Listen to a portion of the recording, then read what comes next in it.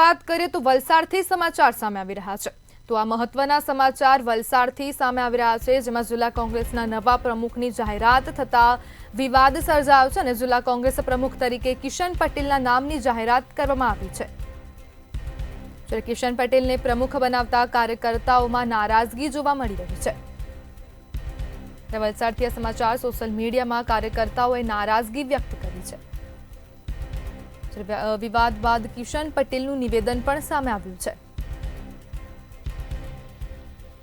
જ્યારે નવા કિશન પટેલનું નામ સામે આવતા હવે કાર્યકર્તાઓમાં નારાજગી જોવા મળી રહી છે। ઘરમાં વાસણો ખખડતા હોય તેનાથી ઘર ભાંગી ન પડે, ત્યારે આવનાર ચૂંટણીમાં જિલ્લામાં કોંગ્રેસનો ઝંડો લહેરાશે।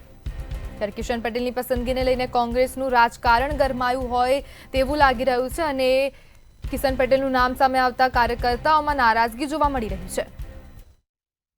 ભારતીય રાષ્ટ્રીય કોંગ્રેસે મને અત્યાર સુધીમાં બધું જ આપ્યું છે। આપ જાણો છો, હું 10 વર્ષ એમપી પર રહી ચૂક્યો છું, પીસીસી નો ઉપપ્રમુખ પણ રહી ચૂક્યો છું અને હાલે જિલ્લા કોંગ્રેસના પ્રમુખ તરીકે ફરીવાર મને જ્યારે મોકો આપે છે ત્યારે અમારા સાથી દોસ્તોને હું બધાને જાણું છું।